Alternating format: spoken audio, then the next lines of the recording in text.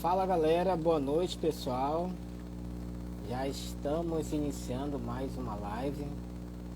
Live esta que eu pensei que não aconteceria, pelo menos com a minha participação hoje. Vamos esperar o pessoal entrar para que eu possa fazer o convite, né? A Maiana, a Neili.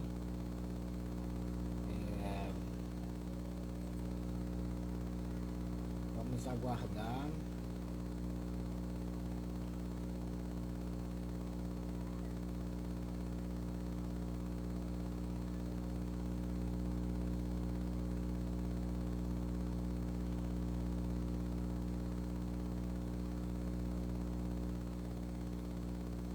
Vamos lá, vamos ver a turma entrar aí.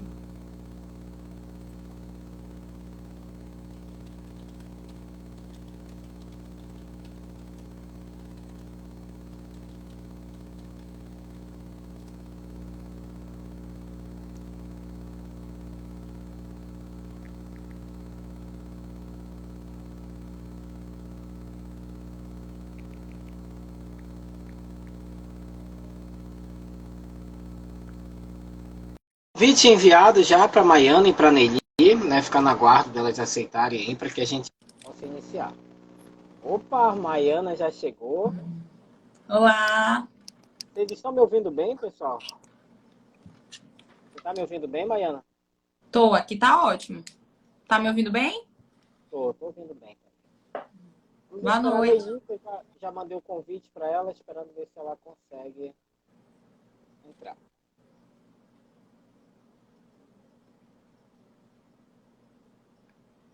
Olha, a Neily respondeu dizendo que ela já está aqui. Já mandei o convite, Neili, para você, tá? É só aguardando você aceitar.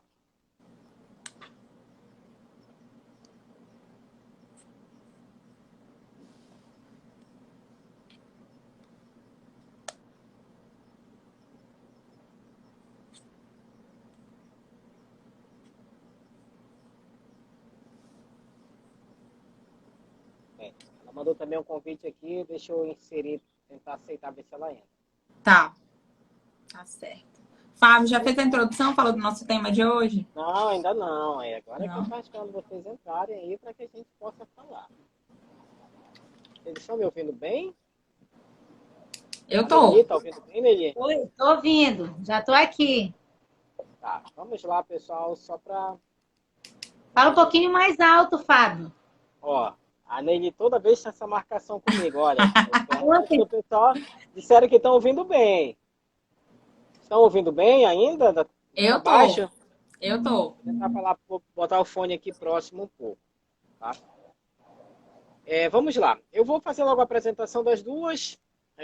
De costume, falar um pouco do que nós abordaremos, né, para que a gente venha trabalhar em cima disso. Tentar não fugir tanto, né? Porque são tantos assuntos. Nossa, os pais mandaram tantas perguntas que acaba sendo até fugindo um pouco do tema do que nós propusemos hoje. Né? A Nelly Flan, vamos lá. Nelly Flan Sobral. Não tem como nem esquecer que a Nelly já está figurinha tarimbada, que é a nossa madrinha da Constelação Azul. A Nelly ainda tem o sobrenome Sobral, que é a terra de onde a minha esposa é, no Ceará. E aí não tem como errar. Nelly Flan, jornalista, apresentadora do programa Resenha, na Rádio TV Quinócio, que vai ao ar aos sábados de 12 às 14, né, Nelly? E olha, eu sou um ouvinte, tanto que eu já até ganhei prêmio, já ganhei até pizza no sorteio lá, ó. Então, a Nelly Flan é mãe de 2 filhos, sendo que um dos seus filhos é autista, né? Aí já, como é que a gente tem feito, mano? Aí eu vou lhe falar um pouco de você, e aí a gente abre o espaço para a Nelly falar um pouco dela, do que ela espera da live, e você também, e aí a gente vai iniciar com as perguntas, e bombardear com as perguntas aqui, tá bom? Então, vamos lá. Ó, a Maiana Lacerda, ela é psicóloga clínica, especialista em autismo e também está concluindo uma especialidade em neuropsicologia. Atua na clínica infantil com avaliação de risco de autismo em bebês a partir de 1 ano de idade e intervenção no modelo Denver, sócia fundadora do Espaço TEAR. Né? O Espaço é uma clínica que aí a Maiana pode falar um pouco mais sobre isso. Né? Lembrando que acho que são poucas psicólogas que tem aqui com essa especialidade na questão do Denver, né? A gente vê muito a questão das fonos, né? Pelo menos eu desconheço quase, né? Pelo menos eu tenho visto muita questão de fonoaudiólogas que trabalham com isso. Pessoal que estão ouvindo, a gente vai hoje tentar falar, né? Como nós estamos numa semana, que é uma data, uma das duas datas comemorativas do autismo, né? Dia 2 de abril, Dia Mundial da Conscientização do Autismo, e dia 18 de junho, a questão do orgulho autista. E nessa semana nós estamos fazendo uma série de lives, né? Fizemos na segunda com a deputada Marília, ontem com o vereador Bruno, hoje com a Maiana. Amanhã será com Luiz Eduardo e sua esposa Priscila Fernandes. Luiz Eduardo é do Balanço Geral. E na sexta com a doutora Reniwane. Então, qual é o objetivo? É tentar tratar assuntos, claro, voltados ao autismo, é óbvio, mas principalmente que trate da temática da questão do orgulho autista e aí para quem, no caso os políticos, né, sobre a questão de legislação municipal, estadual, aí para cada um, né? Então com a Maiana a gente queria trazer sobre a respeito as diferenças e a aceitação do diferente, né? A gente trabalha isso porque a gente vê que é um entrave muito grande, até dos próprios pais, às vezes, a aceitação da possibilidade do filho ser autista. E não é nem do diagnóstico, é da possibilidade, porque daí é mediante a possibilidade que o pai e a mãe vão iniciar a investigação com seu filho. Mas eu conheço pai que ele me falou que ele perdeu muito tempo. O filho dele tinha suspeita por volta de 2, 3 anos, ele não aceitou, ele só iniciou a investigação com 7 anos. O filho dele hoje tem 13, é não verbal, consegue se comunicar, claro, mas não fala, né? E aí o perigo dessa questão do luto, né, mas algumas pessoas de não aceitarem, pode causar danos irreversíveis, né, na vida de uma criança. É por isso que quando a gente ouviu da pediatra a possibilidade do nosso filho ser autista, do Fábio, foi uma noite muito difícil, foi talvez a pior noite da minha vida como pai. Mas no outro dia, eu passei uma noite inteira pesquisando sobre o que era autismo, porque eu confesso, era ignorante no assunto, porque não tinha sido atingido e não conhecia autismo. Mesmo vivendo no espectro, eu não sabia até então, né? E aí mas no outro dia nós fomos iniciar a investigação e corremos atrás, fechamos o diagnóstico, o Benjamin já foi bem mais tranquilo. A gente já havia, eu costumo dizer, a gente já conhecia o caminho das pedras pelo diagnóstico do Fábio, de como fazer. Tanto que com o Benjamin, em 30 dias, nós fizemos todos os exames, todos os aparatos que precisava. E aí nós fechamos o diagnóstico do Benjamin com 1 ano e meio, né? Então o Benjamin, vamos dizer, levou vantagem no Fábio. O Fábio começou as terapias e fechamento do laudo com 2 anos e 8 meses. O Benjamin com 1 ano e meio já tinha diagnóstico e fazendo terapias, né? E eu, com 36 anos, comecei a fazer terapia. Mas é isso. Vamos lá, passar para a Nelly, depois da Nelly joga a bola para a Maiana e a gente vai dar sequência na nossa live. Boa noite e sejam bem-vindos. Olá, boa noite a todos, Fábio. A Maiana, é sempre um prazer conversar com a Maiana, que entende tão bem, né, desse assunto, especialista na área, e a gente aprende sempre mais e tenta levar também um pouquinho dessa informação para quem está aí do outro lado, para quem está em casa e também quer saber, tem a curiosidade, a ansiedade por ter ou alguém dentro de casa, ou um familiar que não seja dentro de casa, mas que é autista e até mesmo amigos. Então, essa semana está sendo muito proveitosa, tanto para quem está acompanhando, quanto para a gente também que está participando, porque a gente aprende cada dia uma coisa diferente, aprende a lidar com o nosso filho, com a criança autista, para ajudar nesse desenvolvimento. Então, é um prazer participar, também mediar e aprender, porque a gente precisa aprender sempre para ajudar as nossas crianças a evoluírem. Bom, então, boa noite a todos, né? Obrigada a todo mundo que está nos acompanhando. Obrigada, Fábio, pelo convite, né? De estar aqui novamente. Obrigada, Nelly, pelo carinho, né? Vocês são muito queridos e a Constelação Azul tem feito muita diferença na nossa comunidade, né? Autista aqui no Amapá. E é muito importante esse espaço para que a gente continue falando sobre isso, como a gente falou em abril, né, Fábio? A gente só fala em abril, a gente fala disso sempre, fala o ano todo, né? Então, sempre é o momento, sempre é tempo de falar. Mas eu gostaria de iniciar minha fala hoje aqui falando sobre esse dia, né? O que é o Dia do Orgulho Autista? Qual é a diferença entre o Dia do Orgulho Autista e o Dia da Conscientização do Autismo? Por que essas duas datas? O que acontece? O que tem a ver? É uma data comemorativa? É uma data de celebrar? É uma data de quê? né? Então, eu acho bem interessante a gente fazer essa diferenciação para quem está assistindo e até para a gente refletir um pouco, porque é muito interessante pensar sobre isso. Por quê? Quando a gente pensa em 2 de abril, a gente está falando sobre a conscientização do autismo, né? A gente está tentando levar informações sobre o autismo, trazer o assunto para a mesa, né? Trazer o assunto para os meios de comunicação, para a sociedade, levar informações, conscientizar. É como se fosse a primeira porta que a gente quer abrir. A porta do conhecimento, né? A porta da conscientização das pessoas sobre o autismo, sobre o que é autismo e tudo mais. Essa data, né, do Dia do Orgulho Autista é uma data muito recente, né? É uma data que surgiu de um grupo, né, de uma ONG que se chama Aspis for Freedom, que é uma ONG americana, e ela surgiu essa data, foi criada em 2005. E por que o Dia do Orgulho Autista? E aí, por isso que eu digo que é importante a gente pensar sobre isso, né? Sobre essa ideia do orgulho. Por que orgulho? Então, por que eu tenho que ter orgulho? Por que eu decidi falar sobre isso aqui? Porque alguns pais dizem para mim assim, eu já ouvi isso com muita frequência, acho que algumas pessoas podem aqui dizer isso melhor, aqui que estão nos assistindo, que a gente celebra o autismo, né? Que a gente trata o autismo de uma forma romântica, que o autismo é difícil. É como se a gente celebrar ou falar sobre o autismo significa que a gente não está negando as dificuldades, né? Negando as barreiras do caminho. E por que eu estou falando isso aqui para vocês? O Dia do Orgulho Autista não é para celebrar o autismo, nem para comemorar, e nem para celebrar a sua criança.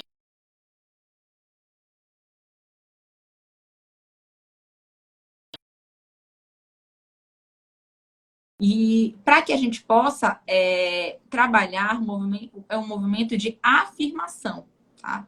É um movimento de mostrar a identidade da nossa comunidade, tá?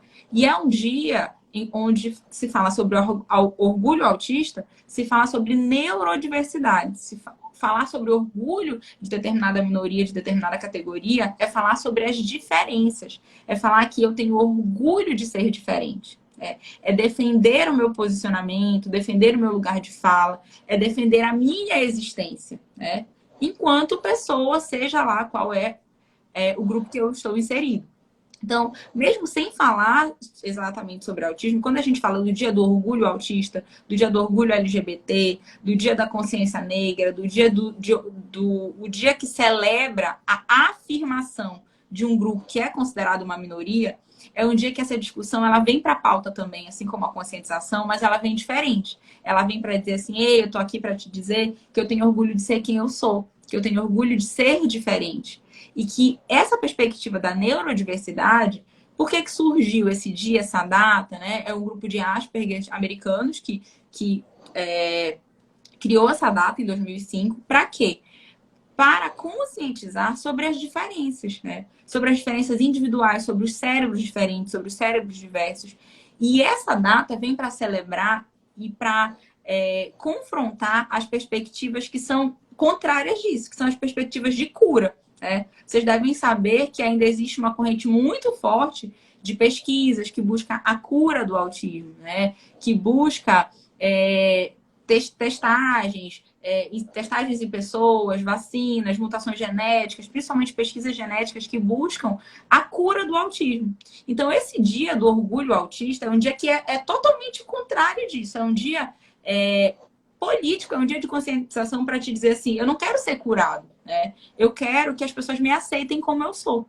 É isso que esse grupo de Asperger americanos quis fazer quando criou essa data, o Dia do Orgulho Autista.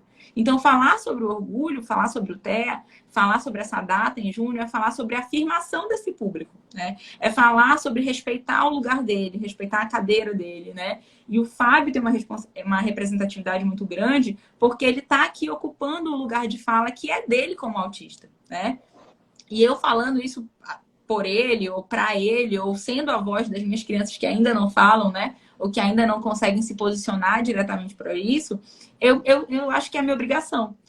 Porque a gente falar de orgulho, a gente dá espaço, a gente dá visibilidade, a gente falar do TEA dessa forma, significa que a gente está tentando abrir uma barreira que não é mais aquela primeira porta de abrir da conscientização. Já é uma segunda porta de quem já está dentro e dizer assim, ele é autista sim, ele tem estereotipias sim, ele tem fragilidades, mas ele tem potencialidade. E é isso que faz dele diferente, né? E é aí que a gente começa a nossa conversa no sentido daquela linha tênue, que deve ter sido a pergunta dos pais, né, Fábio?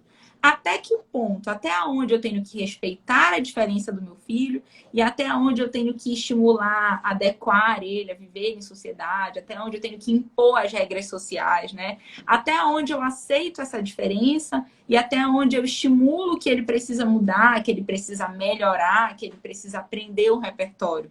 Eu acho que essa é a dúvida da maioria dos pais e é aquela linha tênue que nós, terapeutas, sempre estamos cruzando, né? De respeito àquilo que é da natureza, daquilo que é da natureza do espectro, aquilo que é faz parte daquela condição e que dificilmente vai mudar, e que habilidades eu preciso tentar desenvolver naquela pessoa. Então, quando a gente fala de orgulho, por isso que eu gosto e acho muito bonita essa discussão, porque eu acho que essa é uma data de respeito, sabe? Eu acho que essa é uma data da gente compreender mais, da gente trabalhar a nossa aceitação. E o Fábio falou uma coisa muito interessante no início da live, falando sobre os outros pais. Uma das maiores dificuldades em aceitar o diagnóstico, em buscar o diagnóstico, no preconceito, na negação, nessa noite mal dormida, né? Que a do Fábio foi só uma, mas dos pais geralmente são semanas, meses, até anos, né? Porque cada família tem o seu tempo para digerir esse processo. Por que isso torna tão difícil, né? Porque a gente está falando do diferente.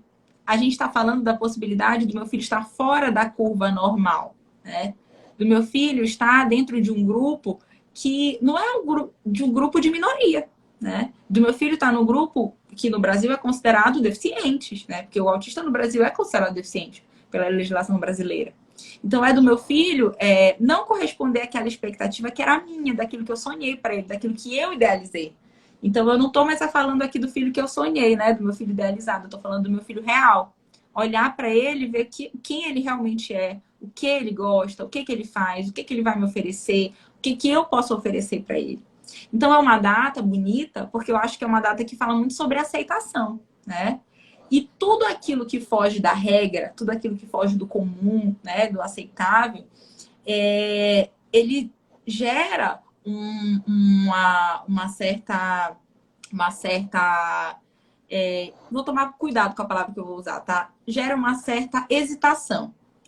Porque eu acho muito complicado nesse início a gente falar sobre preconceito, né? Assim, a gente sabe que há um preconceito velado com esse diagnóstico.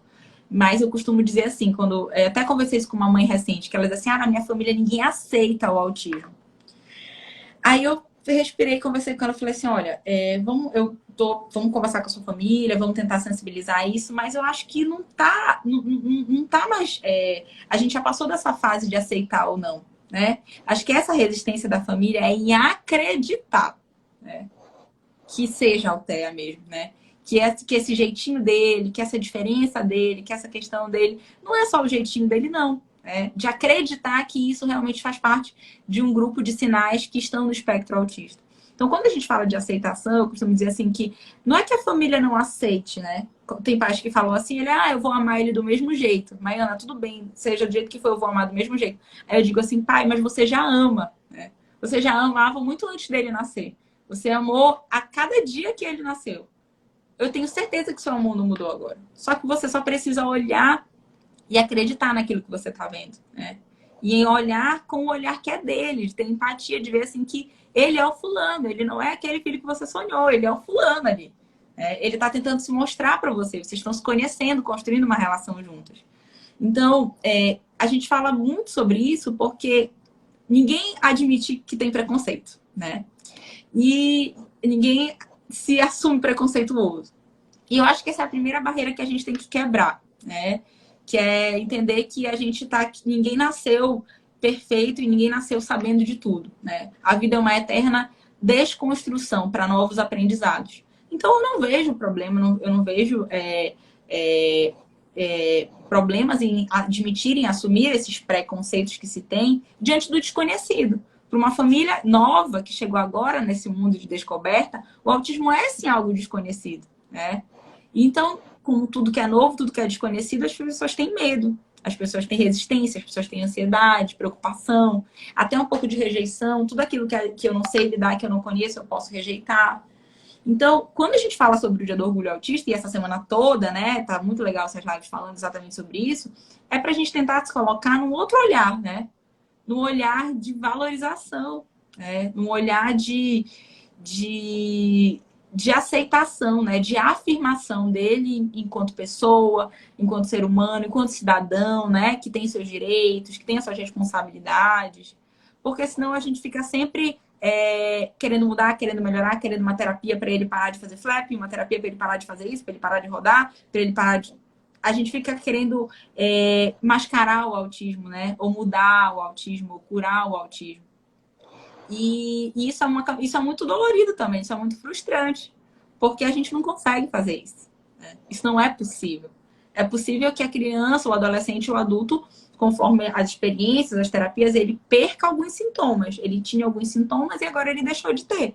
Mas ele vai apresentar outros, né? Maiana, é justamente sobre essa questão que eu queria até aproveitar e entrar, né? Já que é essa fala, que muitas pessoas acham que o autista é só aquele que que não consegue falar, que tem dificuldade para andar, movimentos repetitivos o tempo todo. Quando ele vê uma criança que se desenvolve, que consegue falar, que anda, que tem um desenvolvimento bom, já acha que mas ele é autista ou ele não é autista. É igual o Fábio já colocou, muitas pessoas que olham para ele, parece que tu é autista. As pessoas acham que o autista é aquele que não faz nada. Impressionante, eu já ouvi muito isso, tipo, até com meu filho. Eu falei, mas na convivência a gente consegue perceber algumas questões ligadas ao autismo. Então, a gente que convive, a gente que é mãe, o profissional que acompanha, sabe o dia a dia. Agora, a pessoa que só vê um momento, diz, mas ele nem parece, olha, ele fala, ele tá já se desenvolvendo a fala, ele anda, ele corre, ele brinca. As pessoas acham que o autista não consegue fazer nada. A gente vê muito isso. Eu vejo experiência própria de ouvir. Eu falei, realmente, mas as terapias ajudam. E é justamente aí a importância do diagnóstico precoce, muitas vezes, porque ele pode sim mudar, ele pode reverter algumas coisas. Eu acredito, isso você pode reafirmar, Maiana, reverter e evoluir e chegar a um certo ponto, de repente, a criança que tem autismo quer o nível leve, né? Que é o leve, talvez alguém nem perceber que tem, mas a gente que sabe, quem investigou e o profissional, sabe, não, ele mas outras pessoas não vão nem perceber.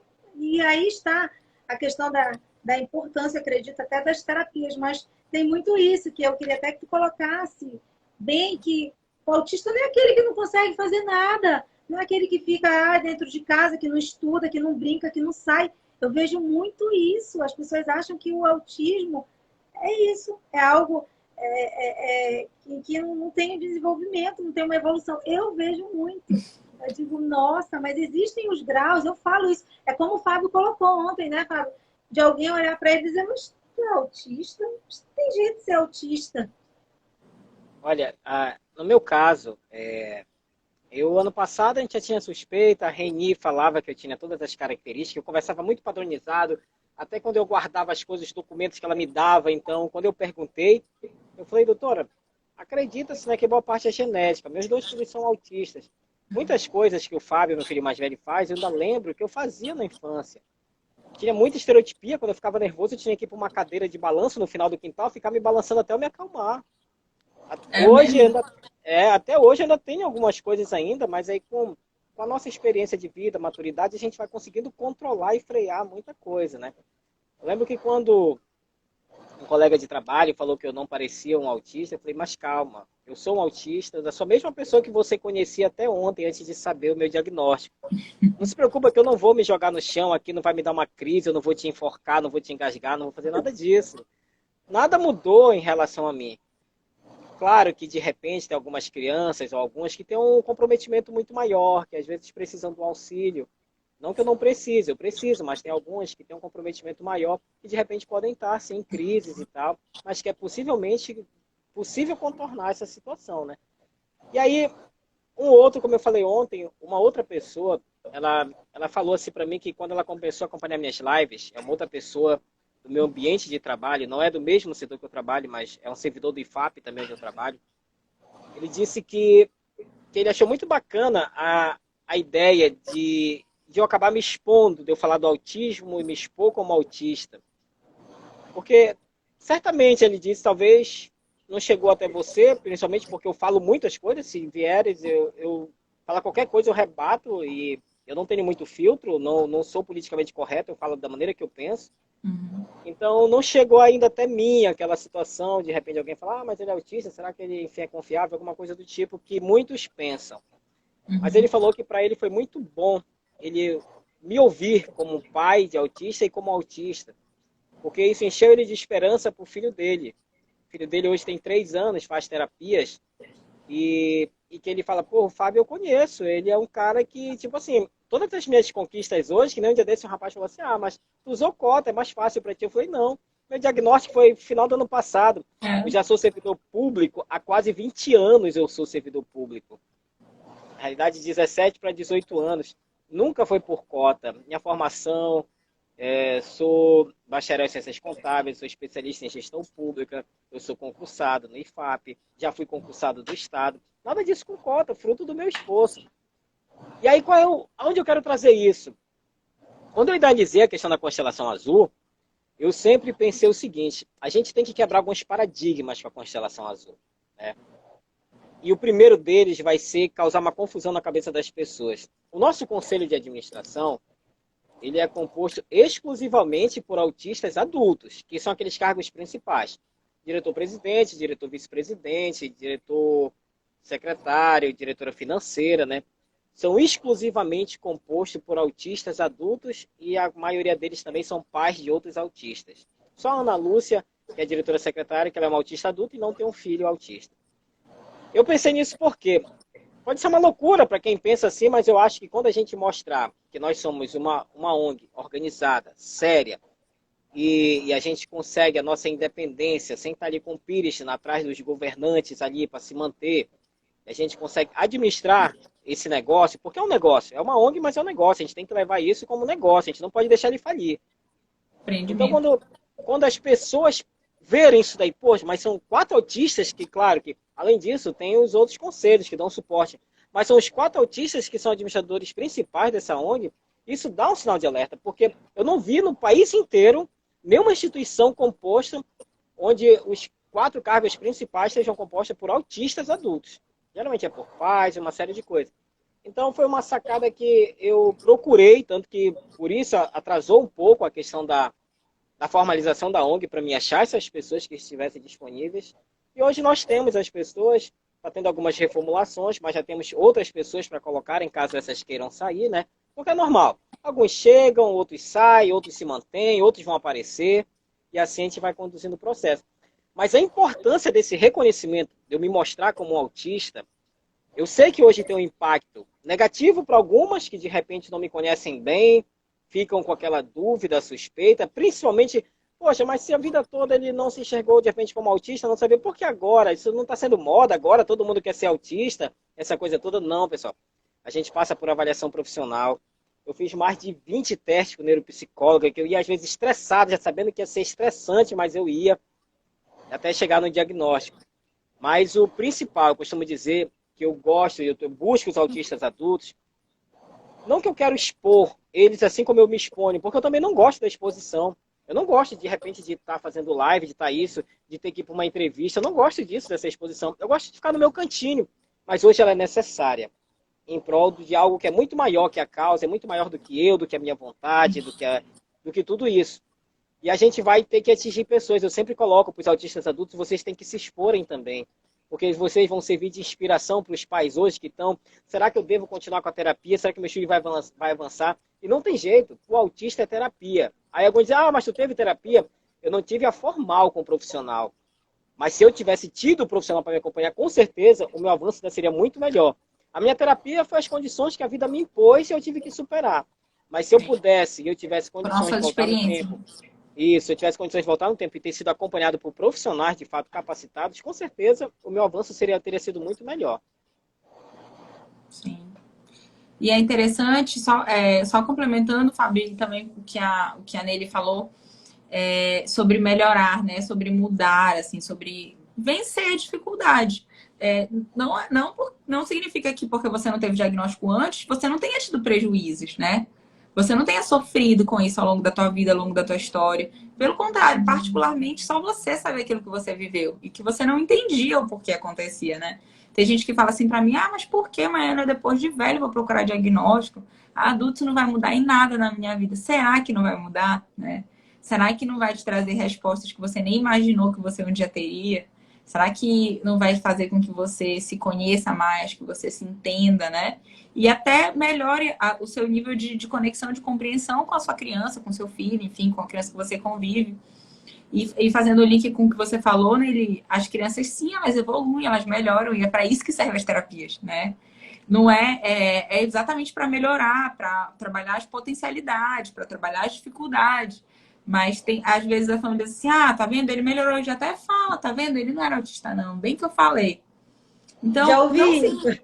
Então não significa, porque fala, porque consegue, porque conseguiu pular, porque já come sozinho, porque deixou de ser seletivo, porque deixou de fazer estereotipia, porque melhorou da agressividade. Não significa que saiu do espectro, né? É um termo que as pessoas adoram usar na internet. Não significa que deixou de ser. Significa que o acompanhamento, o tratamento está funcionando, está sendo efetivo, que ele está conseguindo vencer as suas dificuldades, né?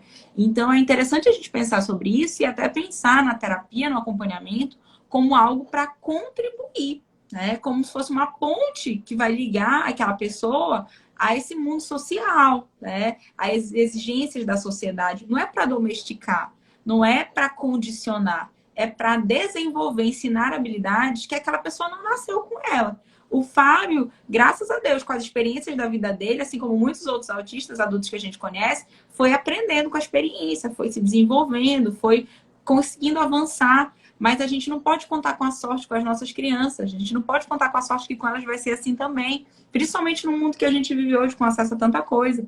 Então, assim como tem muitas pessoas que não conseguiram, que ficaram no caminho, não conseguiram terminar a escola, não conseguiram terminar a faculdade, não conseguem se manter naquele emprego porque tem dificuldade em habilidades sociais, não conseguiu encontrar a sua carreira, não conseguiu ter um esposo, uma esposa, uma companheira, né?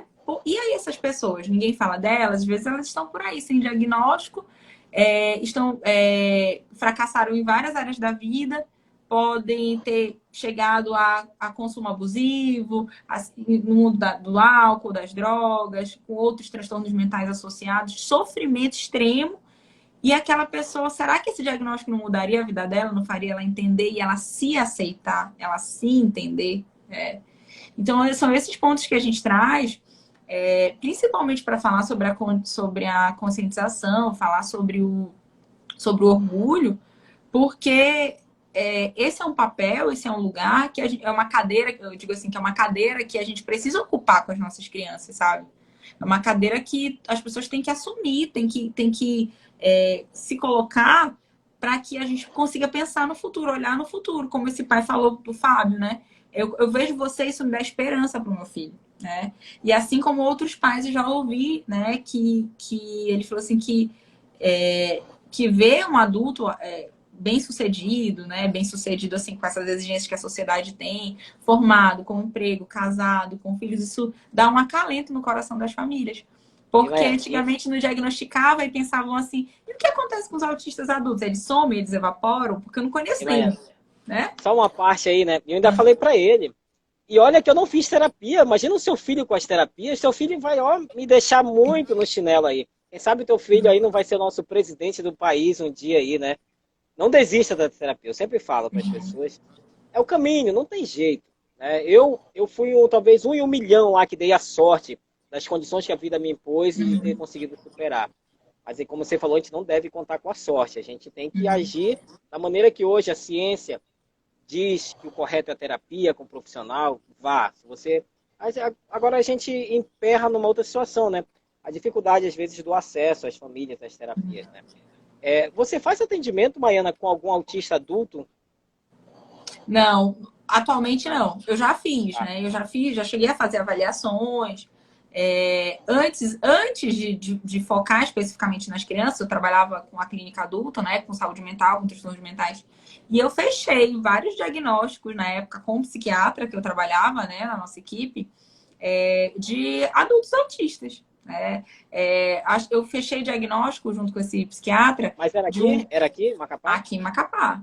De um adulto autista com 55 anos, né? Teve de meninas, né? De mulheres autistas, mães, né? Que entraram naquele processo de depressão pós-parto, chegaram com a gente no consultório. E aí, quando a gente foi investigar o histórico, né? Foi toda a mudança de rotina do puerpério e as alterações sensoriais e todas as dificuldades, a gente também conseguiu fechar. Aí foi pegar o histórico. Então, é possível, só que é difícil. Isso exige um olhar clínico, né? Um raciocínio clínico, que a maioria das pessoas não tem. É realmente difícil só para o médico fazer isso, ele precisa de um suporte de outro profissional, de outra área, para contribuir com esse olhar, mas é possível. Inclusive, teve uma situação de um dos casos que a gente fechou adulto, era um homem adulto, né, de 36 anos, e aí nós fizemos uma reunião, né, para dar essa devolutiva, eu, o psiquiatra, ele e os pais dele, com quem ele morava, e aí quando nós iniciamos, e aí fomos falando sobre isso, quando o médico falou, olha, ele tinha um diagnóstico de transtorno afetivo bipolar. E aí ele disse, olha, nós mudamos, nós achamos que que o transtorno afetivo bipolar, ele é uma comorbidade, ele é um transtorno de humor, né? Mas o seu diagnóstico de base é o TEA, né? O transtorno do espectro autista. Aí ele me olhou e falou assim, vocês fizeram toda essa reunião para me falar isso? Ele falou assim, porque eu já sei disso desde os 9 anos. Aos 9 anos, numa consulta com o pediatra, o Dr. Godin, ele falou para minha mãe que eu era autista, mas a minha mãe nunca mais tocou no assunto. Mas eu me lembro. Olha só. Ele falou, então eu já sei disso desde os 9 anos, quando meu médico falou. Só que nunca ninguém mais falou disso. Aí, quando adolescente, eu li, pesquisei, mas calado fiquei, né? E a mãe dele falou que é verdade. Que o pediatra identificou na época e que ela negava, achava que não era nada. Na época não tinha, né, todo esse suporte que temos hoje. Então, eu sempre digo assim, apesar da dificuldade de aceitar, a família sempre sabe. A família percebe, a família identifica algo. Mas a família que tem seu tempo, né, de procurar essa ajuda, de procurar esse suporte. Só que, quando esse tempo demora muito, a gente acaba sendo omisso de situações que ninguém pode fazer pelo seu filho se não for você. Você é a voz dele no mundo, né? Você é a pessoa que está ali para ofertar todo o suporte e ajuda que ele precisa. Então, muitas vezes esse tempo ele pode ser irreversível, né? Na maioria das vezes não é. Sempre dá para aprender, para reverter, para evoluir. A gente aprende, enquanto está vivo a gente aprende e muda. Mas em relação a esse diagnóstico, quanto antes ele é melhor, né? E o que você falou nele de reverter, né? O que a gente consegue reverter? O que a gente consegue mudar e melhorar? Não é reverter o TEA, mas é reverter aquelas dificuldades centrais, as iniciais, né? A gente consegue sim reverter a orientação social. A gente consegue sim mudar uma criança que tinha baixo interesse social para gostar, né? Para melhorar a orientação social, interesse, troca de turno, brincar, compartilhar, dividir, falar, trocar, perguntar. O interesse pelas pessoas, a gente consegue melhorar, consegue aumentar isso. Então, eu digo assim, que a orientação social, ela é o coração do autismo, né? Então, quando a gente age cedo, a gente consegue trabalhar nesse pontinho, né? E, então, quando a gente fala nisso, esses são o que a gente consegue mudar e melhorar muito, são esses sintomas iniciais, né? Da primeira infância, dos primeiros anos de vida, a gente consegue, sim, avançar bastante em relação a isso. Agora a gente ainda vê alguns questionamentos, Maiana, em relação à idade para esse diagnóstico, né? Assim, é sempre importante a gente estar citando. Muitas pessoas acham que você iniciar um diagnóstico muito precoce, com uma criança de 1 ano e 6 meses, 2 anos, é muito cedo. Se fechar um diagnóstico, lá na frente ela pode desenvolver e não é o que foi dado de diagnóstico. E assim, fala para a gente, então, dessa área, né, de realmente se fechar um diagnóstico com uma criança muito cedo, porque eu já ouvi várias pessoas falarem, mas eu acho que 2 anos é muito cedo, não tem como fechar um diagnóstico de uma criança autista. E a gente ouve também, por outro lado, quanto mais precoce o diagnóstico, melhor para intervenção, porque isso vai ter um resultado positivo. E tem gente já que muitas pessoas acham, inclusive alguns pais, né, não, é muito novinho, pode errar o diagnóstico, entendeu? Aí fica aquela confusão. É porque... Maiana, aproveitando, só para complementar a pergunta da Nelly, o comentário, aí você também aborda como é que, de repente, as etapas do diagnóstico na criança e no adulto, né? Porque é uma diferença absurda. As pessoas, às vezes, que não conhecem, não sabem, e tem pessoas lá perguntando no privado sobre essa situação do diagnóstico do adulto. Tá? Já falo. Assim, ele é porque antigamente que eu digo assim, alguns anos atrás, coisa de 5, 10 anos, tá? Não é antigamente muito longe, não. Antigamente, realmente a orientação era que não se fechasse antes dos 3 anos, tá? E eu tenho até livros aqui de médicos que são referências no Brasil e no mundo falando isso, entendeu? Que não se fechava antes dos... Antigamente ela não se fechava antes dos 5, aí depois não se fechava antes dos 3, né? E só que isso mudou com o tempo, né? A ciência evoluiu, as pesquisas evoluíram, os instrumentos de avaliação evoluíram, né? Para você ter ideia, nos últimos 3 anos saíram muitos instrumentos de avaliação novos. Hoje a gente tem um instrumento brasileiro, feito, pesquisado, construído por pesquisadores brasileiros para avaliar desenvolvimento. Ele foi lançado ano passado, então é muito recente, né? Que é o IDAD. Então, isso tem mudado. Então, pode ser um profissional ou um pai que ouviu a opinião de um profissional que não esteja tão atualizado, né? Ou uma literatura mesmo. Um livro de 2012 aqui me diz que eu não posso diagnosticar antes dos 3 anos, entendeu? Então, é algo que mudou muito recente mesmo. E o que acontece? Não existe a melhor idade para o diagnóstico. Existe o momento em que o profissional que está fazendo a avaliação, ele tem certeza daquilo.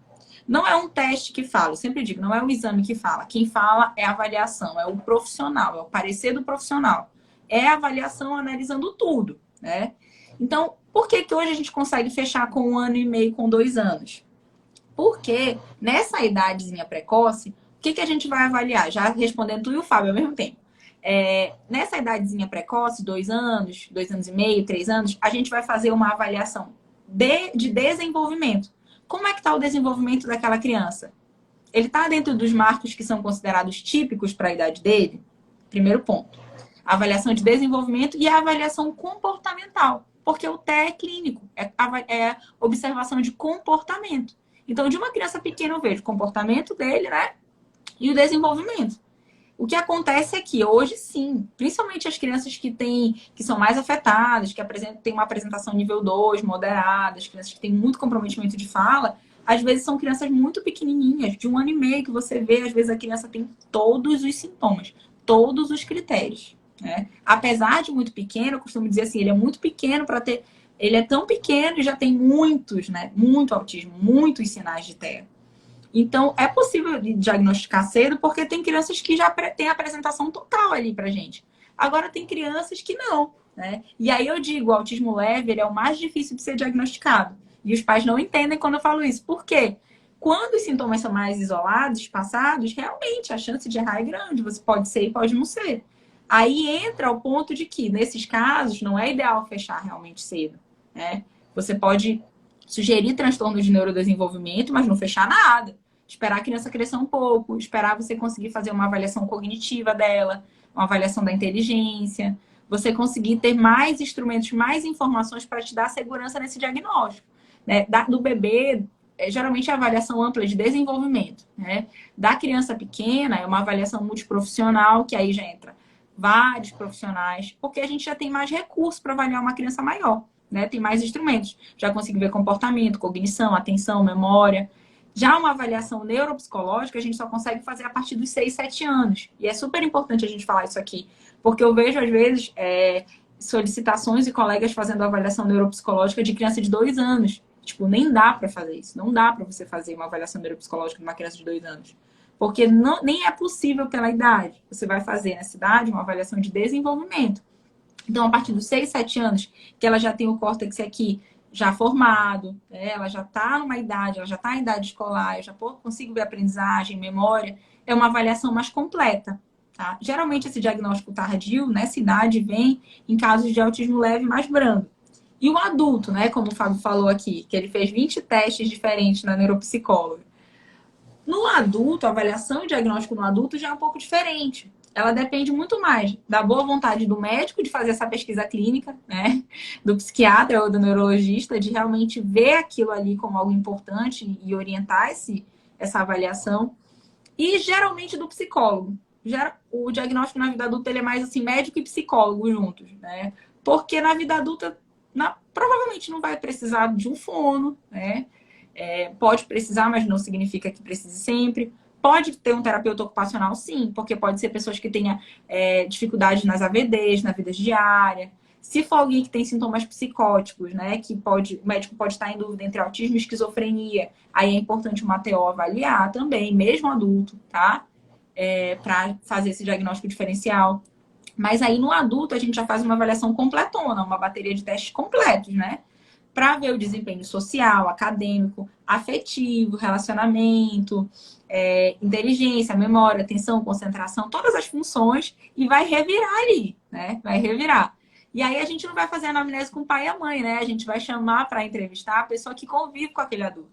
A esposa, o irmão, os filhos, o melhor amigo ou um colega de trabalho que seja próximo. Alguém que seja uma outra fonte de informações sobre aquela pessoa. E o autismo, como ele é um transtorno de neurodesenvolvimento, os sinais eles têm que estar presentes na infância. Então, não importa se o Fábio chegou aqui comigo com 40 anos, mas tem que ter alguma coisa lá na infância dele, relatada, né, para fechar esses critérios também. Então, às vezes aí surge, né? E a mãe diz, quando ele era pequeno ele fazia isso, isso e isso. Ele fazia assim, assim. A gente vai voltando, né? Vai fazendo uma retrospectiva.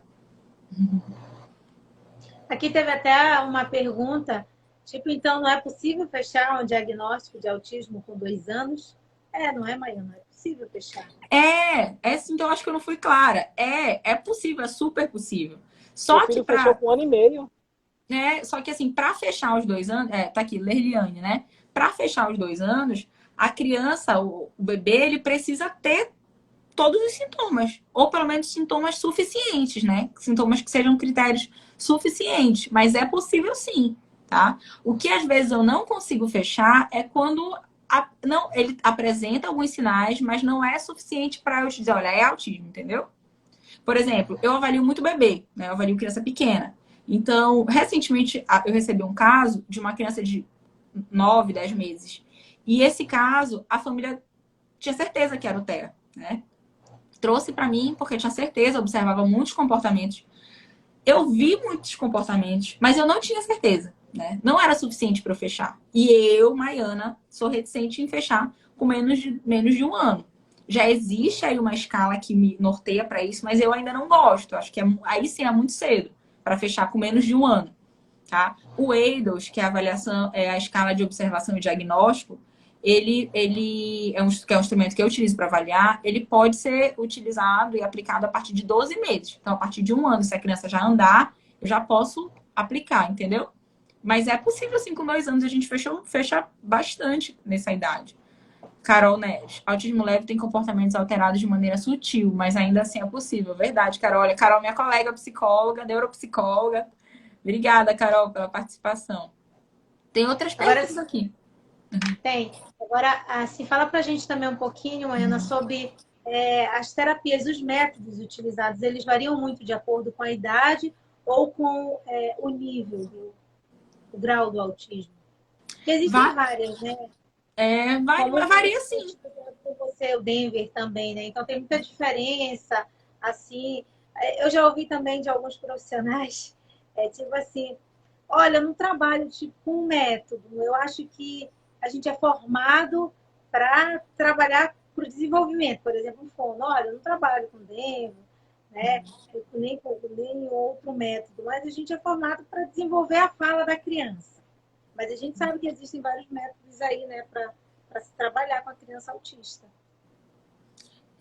Assim, por exemplo, eu sou psicóloga, então eu sou formada para trabalhar com pessoas. E aí, eu vou atender todas as pessoas que vierem aqui, porque eu sou formada para trabalhar com pessoas. E se for um público que eu não domino, né? E se o que eu faço aqui para todo mundo, para essa pessoa não valer? Então, por isso que existem as especialidades, né? As subespecialidades. E dentro do autismo tem mais subespecialidades ainda, porque aí tem, como você falou, tem os métodos, né? Tem as técnicas, tem as terapias.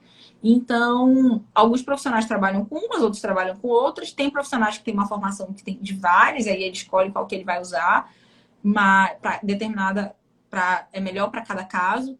Mas existem sim várias, e assim, não existe a melhor terapia para todo mundo. Às vezes, uma funcionou para uma criança, mas não vai funcionar para outra. Ou não funcionou naquela idade, mas nessa outra idade vai funcionar. Então, o que a gente sabe hoje é o que tem maior evidência, né? Que é a ciência ABA, a análise do comportamento aplicado.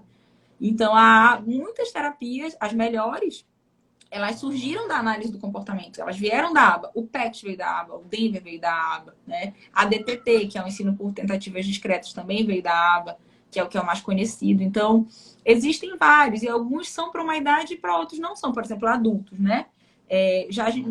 Uma avaliação de adulto, eu não encaminharia o Fábio para fazer terapia ABA, né? Eu encaminharia o Fábio para fazer terapia comportamental, cognitivo-comportamental, para fazer acompanhamento com psicólogo. Mas não necessariamente tem que ser essa. Ele se daria bem, pode ser acompanhado por qualquer psicólogo que saiba conduzir as demandas dele. Então, depende muito. Por isso que é importante também o médico que acompanha o caso, o médico que fechou esse diagnóstico, conhecer um pouco de cada terapia e saber orientar, né? Saber orientar, porque a família fica muito perdida, né? A internet tem esse bombardeio de informação, aí tem a vizinha, aí tem o grupo do WhatsApp, tem a amiga, e aí é tanta coisa, né, Nelly? É o doutor Google, né? É o doutor. Sim. E esse é um fator principal, né? Porque as pessoas pensam, pela experiência que alguém teve e expôs na internet, que para ela vai servir, né? E não vai. Porque às vezes a questão de grau do filho dela, o comprometimento que ele está, a faixa etária, de repente, vamos dizer, só um exemplo, o Denver, se for, não sei se é isso, só um exemplo que eu vou chutar, se é de 3 a 5 mais indicado.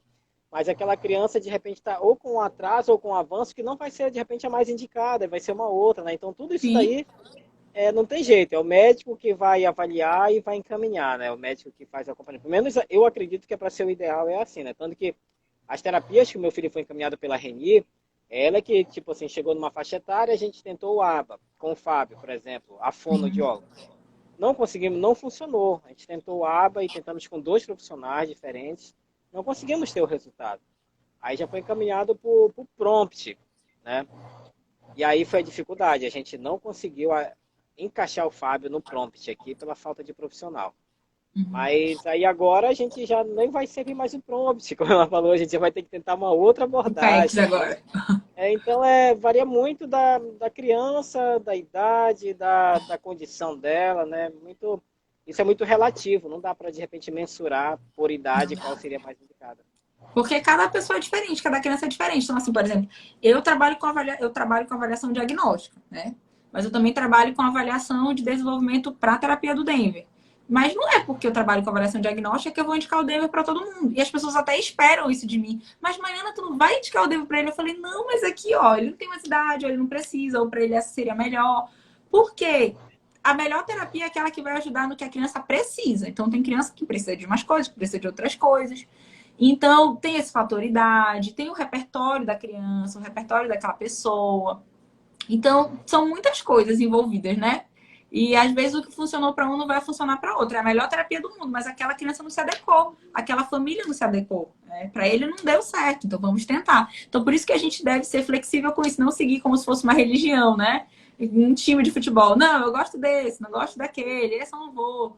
Quanto mais informação a gente tiver, melhor. Porque as crianças vão crescer, vão se tornar adolescentes, vão se tornar adultos e as necessidades vão mudar também, né? Pessoal, desculpa o meu convidado aqui, né? Só pedir desculpa aqui. Hoje foi um dia muito corrido. Deu problema de energia em casa, como eu falei para a Nelly e para a Maiana, desde 10 horas da manhã. Conseguimos normalizar quase às 19 horas. E aí não deu tempo da Eunice colocar o Fábio mais velho para ficar com o Benjamin para dormir. Ela tá lá com o Fábio, que está agitado, passando por uma crise. E o Benjamin vira e mexe, escapole e vem aqui, eu tendo que carregar pelo menos por um minuto no colo. Aí eu baixo ele volta. Fazer um chameguinho. Mas é bom que pelo jeito ele é quietinho, ele não tá nem aí gritando nem nada, se fosse o meu. O meu mais velho, ele também é mais agitado. Porque o Benjamin é muito quieto. O Benjamin, eu como autista, eu não gosto muito dessa questão do toque, O Benjamin, ele me sufoca com o amor dele, porque ele é muito carinhoso, ele só quer estar cheirando, beijando, que me sufoca mesmo, mas isso está servindo para quebrar algumas coisas assim em mim que precisam, né, Benjamin? Inclusive, quebrar também e falar que citar que crianças autistas, elas são muito carinhosas, porque tem gente que estranha, mas acha que o autista, ele não é carinhoso, que ele não gosta de carinho, que ele não gosta de abraço, que ele não dá beijo. E, pelo menos, com pais que eu tenho contato de autistas, quase todos me relatam esse carinho, essa, sabe? E eu falo, o meu também é. E tem pessoas que acham que o autista não dá carinho e não gosta de receber. Verdade. E aí, olha, não, ele não é autista não, porque ele é carinhoso. Eu ouvi já isso. Mas ser carinhoso, gente, não impede, né, de ser autista ou não. Então, algumas não gostam de toque, outros não gostam de abraço, outros não gostam do cheiro, outras têm alterações sensoriais, mas isso não é uma regra, né? Pelo contrário, eles têm uns grudinhos assim que adoram o chameguinho, ficar com a gente o tempo inteiro, não pode desgrudar. É isso mesmo. Agora, em relação, Mariana, a questão do fechamento, né, desse diagnóstico, a avaliação varia muito de uma criança para outra, né? Eu acredito assim que em alguns momentos você pode relatar, existem crianças que você pode ir em 5 sessões, não sei, 7, 8, consegue fechar, e tem outras que levam um tempo bem maior, né, para essa investigação. Isso. Tem até uma mãe que perguntou aqui, ó, quantas vezes são necessárias para aplicar a aba ou Denver para conseguir fechar um diagnóstico de uma criança de 2 anos? Então, eu já vou responder essas perguntas dela junto com a sua, tá? E qual é a diferença e tal. Assim, o ABA, ele é uma ciência, né? Análise do comportamento aplicado. O Denver, ele é um método, ele é uma derivação do ABA, ele veio do ABA, mas ele mistura ABA, ciência do comportamento, outras ciências envolvidas, então ele não é um ABA naturalista, um tipo de ABA. Mas ele veio do ABA, mas ele é um método, tá? Assim como tem o PECS, assim como tem o Jasper, o Prompt, técnicas, tá? Métodos. Então, tanto o ABA quanto o Denver, eles são protocolos, digamos assim, métodos para terapias, né? Para trabalhar a estimulação, tá? Eles não devem ser utilizados para fins diagnósticos. Então, aí é sempre importante falar assim que o psicólogo ele pode entrar em 2 momentos. O psicólogo ele faz 2 coisas diferentes. Ele pode inicialmente fazer uma avaliação que a gente chama de psicodiagnóstico. Ele pode fazer uma avaliação para rastrear se é TEA ou não, né? Se é TEA e outra coisa, se não é TEA, para ajudar o médico a formular a hipótese dele do caso, né? Isso é uma coisa, isso é uma avaliação diagnóstica, tá? Essa avaliação de rastreio. E depois, se ele for um psicólogo que trabalha coordenando equipe, coordenando terapia, com estimulação, aí ele vai fazer uma avaliação lá do ABA, uma avaliação do VB-MAP, uma avaliação do ABLES, que são os protocolos do ABA, para ver a linha de base e montar um programa de objetivos de ensino comportamental. Assim como vai avaliar com o checklist do Denver e montar um programa para isso, tá? Mas na avaliação a gente não usa isso, não usa a aba, não usa o Denver para avaliar, entendeu? A gente usa os testes psicológicos, os testes de desenvolvimento, as escalas de comportamento, as entrevistas, né? Então, para criança pequena, assim, de 2 anos, né? Por incrível que pareça, eu não preciso de muitos encontros com a criança, da criança pequena. Isso varia muito também, de acordo com cada criança. Mas, por exemplo, a Bailey, né? Ela é 60 minutos, 90 minutos a aplicação dela. Né? O Eidos também. Ele em 1 hora eu consigo aplicar. Só que eu não vou ver a criança um dia aplicar em 1 hora e ir embora. Não. Primeiro a gente faz a anamnese com os pais. Faz aquelas perguntas desde a gravidez, que vocês estão cansados de responder. Desde o primeiro mês, primeiro ano de vida, que sentou, engatinhou, falou, não sei o quê, dorme, rola e come o cake, dorme, come... Então, assim, investiga a história, coleta com a família, coleta informações, entrevista os pais para ver se há a presença dos comportamentos autísticos. Então, assim, do bebê pequeno, a gente vai fazer muita pesquisa e coleta de informações com a família, né? Com a criança em si, às vezes a gente vai utilizar alguns protocolos, mas não é necessário tanto tempo assim para isso. Então, parece o contrário, né? Mas é até mais curto, é até mais breve, porque a gente já tem um raciocínio mais voltado para isso. Já para crianças maiores, aí varia, né? De 5, 6, 8 sessões. Se for uma criança que tem muito problema de comportamento, aí já é um pouquinho mais, já é uma avaliação mais demorada, porque tem todo o fato da gente tentar, né, alcançar a criança. Então, mas numa criança pequena, de 2 anos em média, é o quê? Uns 5, 6 sessões de avaliação. Já dá para a gente conseguir observar bastante coisa da família, da criança, coletar bastante dados, tá? E Maiana, quando a gente observa, a gente sabe que os pais, a aflição, tudo isso envolve. O que é mais difícil para você como profissional?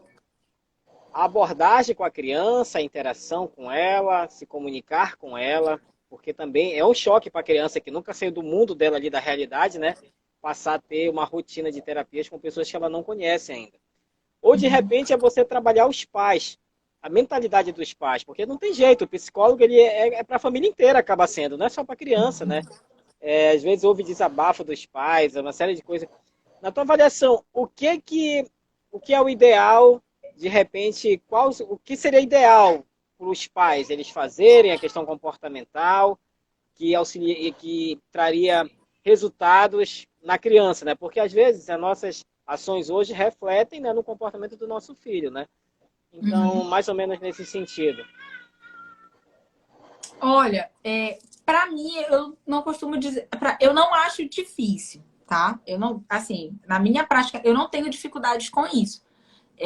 Mas é unânime entre os profissionais, entre os colegas, entre todo mundo que trabalha.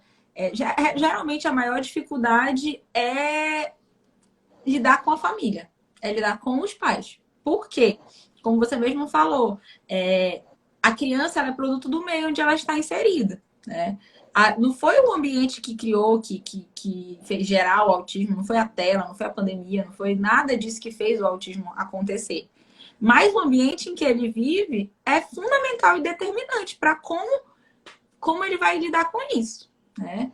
Então, a forma como a família encara o nível de engajamento, de participação, de adesão, de compreensão, de dedicação, né, da família nesse processo é o que vai fazer a diferença no futuro, no prognóstico da criança.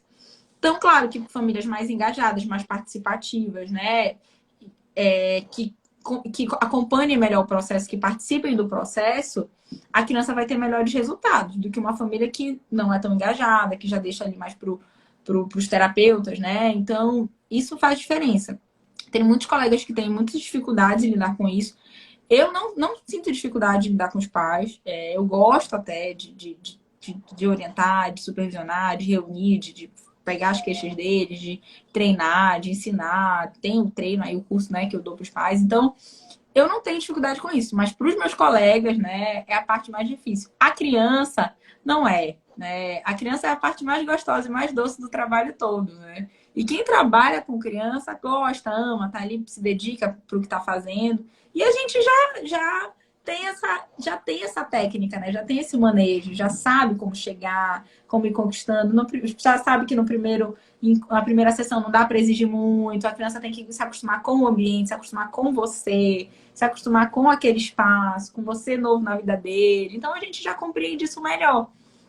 Já é mais previsível para a gente o que esperar da criança, né? Já com a família não, porque depende, né? Cada família lida de um jeito. Então é muito relativo. Eu tenho muitos colegas que não trabalham com crianças, apesar de gostarem muito, por conta dessa dificuldade, né? Ó, a Carol tá falando aqui, a gente segue a liderança da criança e a troca de turnos no consultório, sempre trazendo atividades estruturadas, sempre respeitando a liderança. Isso mesmo, Carol, muito legal. Assim que a gente consegue conquistar, né? Vincular com a criança. Agora, em relação a essas terapias também, tem uma quantidade específica para a semana ou é definido pela neuropediatra? Existe também o encaminhamento dos profissionais, né? Dos terapeutas, fono, psicólogo, né? Terapeuta ocupacional e outras terapias também, né? Olha, o médico, ele sempre sugere, tá? Ele indica e sugere. Mas é o profissional especialista, tipo, o médico pode sugerir método prompt. Mas aí quando chegar lá no profissional que faz o prompt, é a avaliação dela que vai dizer, olha, não, realmente é o prompt que ele tem que fazer ou não é o prompt, é o PECS, é outra coisa, é uma estimulação de linguagem, sei lá. Então, é o profissional, o especialista que vai dizer quantas horas ele precisa, se ele precisa mesmo, tá? O médico, ele não tem como intervir diretamente no meu trabalho, no trabalho da fono e da TO. Ele tem conhecimento, mas é superficial. Então, no raciocínio clínico dele lá, da avaliação, ele indica aquilo que ele acha que é melhor para aquela criança. Mas somos nós, né, da equipe multi, que vai dizer se realmente vai ou não. Então, o que as pesquisas dizem para a gente hoje, que a gente tem realmente melhores resultados, maior eficácia, são nas terapias intensivas, né? Aquela carga horária alta mesmo, muitas horas de terapias por semana. Por quê? Sobre isso que eu ia até te perguntar amanhã, que eu já ouvi muitas questões relacionadas a isso, de pais e pessoas também que não são pais de autistas, mas falam assim, tipo, Vai ficar eu acho cansado. que ela tem que ter o momento dela, tem que brincar. É só terapia, isso pode sufocar, de repente não ter uma evolução, né, positiva. Então, eu ia te perguntar justamente sobre essa sobrecarga aí das terapias. Esse é um grande mito, né, Nelly? Porque, assim, se a criança está estressada, se ela não gosta de ir para terapia, se ela chora quando vê o profissional, se ela não tá um tempão ainda não se adaptou, se aquilo você não está vendo resultado, talvez é aquela terapia que não esteja adequada para ela, né? O problema não é fazer terapia, de repente o problema é pontual, é aquela terapia específica. Porque a gente precisa pensar o seguinte: o comportamento, ele é repetição. A gente aprende na repetição. Né? Não é uma vez que você vai para academia e no primeiro dia você já treinou, já está sarada ali, né? Não. É todos os dias, é um esforço, é a repetição, é o hábito, é a constância disso. E assim é o comportamento. Eu não mudo o comportamento do dia para a noite. Nós adultos sabemos disso. Para a gente mudar um comportamento, isso requer muito tempo. Então, com as nossas crianças é assim também. E eu não é só mudar um comportamento, é treinar uma habilidade, é ensinar uma habilidade. Então, assim, por que eu tô falando isso, tá? 10, 15 horas, 20 horas é muito por semana, 20 horas de terapia, 10 horas por semana, só de Denver ele vai ficar cansado. Divide 10 horas por 5 dias úteis, dá 2 horas por dia. Divide essas horas por 7, dá 1 hora e 15, 1 hora e 20 por dia. Então, quando eu falo de 10 horas, de 15 horas, eu estou falando de 1 hora e pouquinho por dia.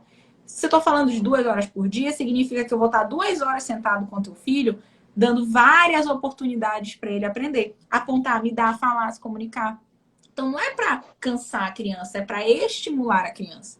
E é muito melhor a criança estar com a rotina dela ocupada em terapias do que estar em casa só na TV, só no tablet, só no videogame, né? Ou estar, né, na escola e ambientes sociais jogado ali no cantinho, porque ainda não tem um repertório, não sabe interagir, né? Então, a terapia, eu costumo dizer que é para a gente treinar, desenvolver habilidade na criança, para ela poder participar efetivamente da vida social.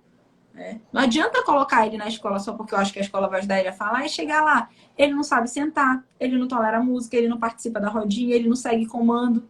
E ele vai ficar lá no cantinho excluído, aí você vai lá brigar com a professora porque a professora não inclui ele, né? Mas e aí, será que a gente não tem que primeiro treinar e ensinar essas habilidades para ele? Será que a escola vai conseguir ensinar sozinha? Então, existe esse mito de que muita terapia cansa a criança. E essa é uma coisa que a gente também precisa, né, desconstruir, porque a terapia é o que reabilita, a terapia é o que vai ajudar as nossas crianças, ela não é a vilã. Então, se tá cansativo, bora rever, bora mudar, diminui, muda a técnica, muda o método, muda o terapeuta, discute, rever. Mas o problema não é a terapia em si, tá? Então, ele não tem tempo de ser criança, ele não vai brincar. Mano, ele brinca mais que todas as crianças juntas, porque a terapia é lúdica, né? Ele brinca e brinca muito. Só que eu entendo isso, né? Essa coisa da intensidade, das horas, é uma coisa que é muito recente, até no Brasil, né? Aqui no Amapá, então, nem se fala. Alguns anos atrás, não existia isso. Então, até os pais das crianças mais velhas, que não tiveram oportunidade de ter esse tipo de tratamento, estranham, né? Porque na minha época não tinha isso, né? Não precisava de tudo isso. Porque realmente não tinha tudo isso, né? Que agora tem. Então, se tem, vamos aproveitar. Quem pode, né, ter acesso a esses recursos, quanto mais estimulação, melhor. E Maiana, sobre isso que você acabou de falar, mas só uma pergunta ainda sobre o tema.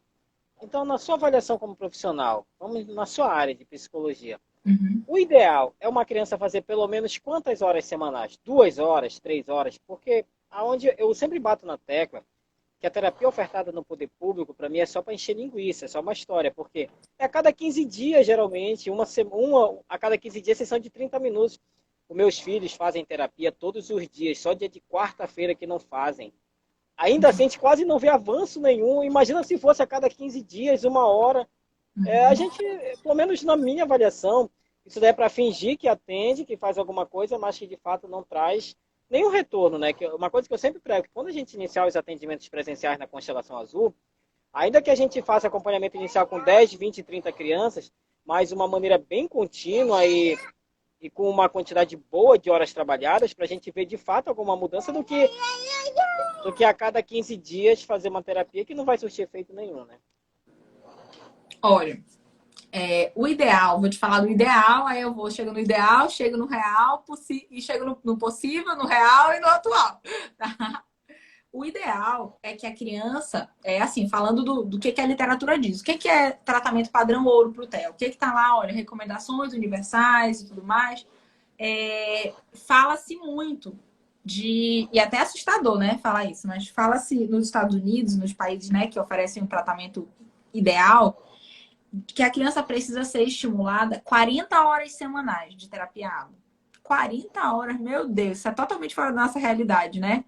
Mas quando a gente faz... O que é essas 40 horas lá nos Estados Unidos? É que 20 horas ele está na escola, né? Então, um turno ele está na escola, já foi menos 20 aí, né? Então, um turno ele está na escola e lá a escola, a professora, a mediadora entende de ABA, né? Aplica a ABA com ele, aplica a ciência da aprendizagem com ele. Então, lá ele está aprendendo, ele está na sala de aula, mas ele está tendo acesso a técnicas de ensino e aprendizagens que funcionam. E no contraturno, ele está fazendo as outras terapias. Está fazendo fono, está fazendo TO, psicólogo, treino de comportamento, mas dentro da ciência da análise do comportamento. Por quê? Se é uma técnica, se eu tenho estratégias de ensino, se eu sei que funciona, se eu fazendo com meu filho funciona. Então, se eu fizer, se a professora fizer, o pai fizer, a babá fizer, a fono fizer, quanto mais pessoas estiverem fazendo, envolvidas, ensinando ele desse mesmo jeito, ele não vai aprender mais? Então, o raciocínio é esse, tá? O ideal seria que a gente tivesse escolas treinadas de ABA, pais treinados com a ABA, terapias, né, voltadas para análise do comportamento, que é o que tem evidência científica, mas não é a realidade. Então, falando de intervenção precoce das crianças pequenininhas, já se fala de 15 a 20 horas. Porque as crianças pequenininhas ainda não vão para a escola tão cedo, ou se vão, né, é algo mais flexível. Então, o que eu sugeriria, Fábio, para ti, né, para vocês na ONG, que é o que eu trabalho. Qual é a realidade aqui do Denver, no Amapá, da intervenção precoce, não é da intervenção ABA? Assim, quantas horas essa criança vai precisar depois que eu avaliar, né? Então, eu dizer, Maíra, me dá um orçamento aí, quanto que ficaria por mês? Mas eu não conheço seu filho. Eu não sei se ele vai precisar todo dia, 2 horas por dia, 3 vezes na semana, 2 vezes na semana. Mas o ideal é que a criança faça uma média de 10 horas semanais, tá? E aí, essas 10 horas semanais, elas podem ser divididas em 2 horas por dia, né? 15 horas semanais, 3 horas por dia. 1 hora de manhã, 2 à tarde, ou 3 seguidas, né? Se fizer. Então, quando eu falo assim, olha, 20 horas semanais, o que eu penso, né? Como terapeuta? 15 horas a criança está fazendo terapia com profissionais, 10 horas com AT, com aplicador, que vocês podem trabalhar com aplicador lá na ONG, né? 5 horas com especialistas. 2 horas com a fono, 2 horas com a TO, 1 com fisioterapeuta, ou 2 com fono, 3 com psicomotricidade, né? Já dá 5. Mais as 10 de ABA ou 10 de Denver. Que aí a T pode aplicar. O aplicador que faz isso todos os dias. Tenho 15 aí. E as outras 5? Família, papai e mamãe no chão. Né? Maiana, eu não consigo aplicar todas essas horas. Meu filho não faz tantas horas de terapia. Eu não tenho condições, eu não consigo arcar, o poder público não tem, o plano não me reembolsa. E é exatamente por isso que a maior vertente no mundo hoje é o treino de pais. Né? É a gente treinar a família, treinar os pais para aplicar. É os pais aprenderem as técnicas e saber como estimular e como ajudar a sua criança em casa. Porque, como eu falei, 40 é o ideal, né? 20 é o real, é o possível, mas não é o real. Não é a realidade nem do plano, imagina do SUS. Não é. Então, a gente precisa trabalhar com aquilo que a gente tem. Então, se de repente você não consegue proporcionar toda essa carga horária de terapia intensiva lá no terapeuta, você, pai, pode aprender. Você, família, pode também ser um multiplicador da estimulação. Tá? Que é tão importante, né? O pai saber lidar com essa criança, porque o pai passa a maior parte do tempo com o filho em casa. E às vezes ele leva ele, como o Fábio colocou, o plano de saúde ou o público, né?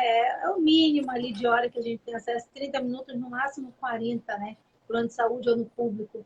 E aí o pai volta para casa e não desenvolve mais nada, porque ele não sabe às vezes lidar. Não continuou o treino, não sabe que a FON não está trabalhando, né? Não sabe, não dá essa continuidade. Então, por isso que é importante, se a criança faz poucas horas, a gente sempre diz assim, se a criança faz poucas horas por semana, você tem que entrar lá, né? Ou você tem que ver o que ela está fazendo, você tem que participar. Ou no final da sessão, o profissional tem que te passar, ele tem que te dar os objetivos. Olha, eu estou ensinando isso para ele, para você reforçar em casa. Então, esse diálogo ele é fundamental, porque assim, imagina, uma vez, um intervalo a cada 7 dias, a cada 15 dias é um intervalo muito grande para a criança aprender. Principalmente se for uma criança mais velha, que já está com muito atraso, muita defasagem. Então, essa terapia precisa continuar em casa. Né? Ou então, assim, sempre digo, olha, tem babá, traz a babá. Tem a avó, com que ele fica com a avó? Traz a avó aqui para terapia, então, bora ensinar para ela fazer com ele. Então, assim, a gente vai trabalhando com aquilo que a gente pode. Né? É sempre possível adaptar, tá? Eu sei que a maioria das crianças não tem acesso a fazer tantas horas assim de terapia. Mas é o que de fato muda, tá? É o que de fato faz uma diferença aí rápido, é a intensidade. E aproveitando esse assunto, né, para dizer, hoje eu fui convidado pelo Procon aqui no Amapá, que na segunda-feira nós estaremos reunindo, eu e algumas pessoas, onde a gente vai entrar com uma ação civil pública, para quê? Para essa situação do plano de saúde, de algumas terapias específicas não quererem estarem fazendo reembolso, uma série de coisas. Então a gente vai estar entrando com uma ação para aqueles que hoje têm um plano de saúde, né, para que o plano venha flexibilizar para os seus clientes aqui no estado, né? Espero que a gente venha conseguir, porque vai ser um avanço muito grande.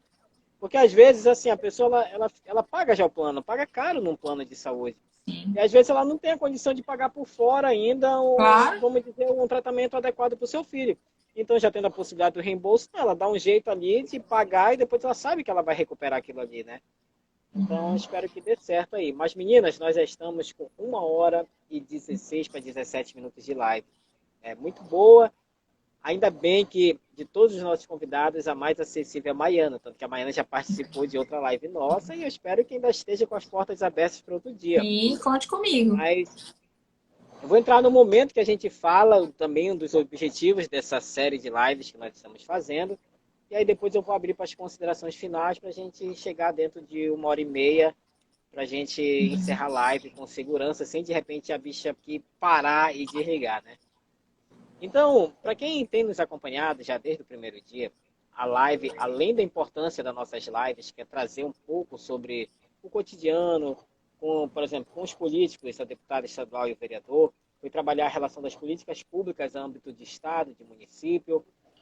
Hoje, com a Maiana, já é a questão da área dela específica. Amanhã, com o Luiz Eduardo, já será sobre a rotina dele, a descoberta, como é o dia a dia dele, o diagnóstico que chegou na vida dele. E sexta com a doutora Reni, que já é voltado sobre também a área dela.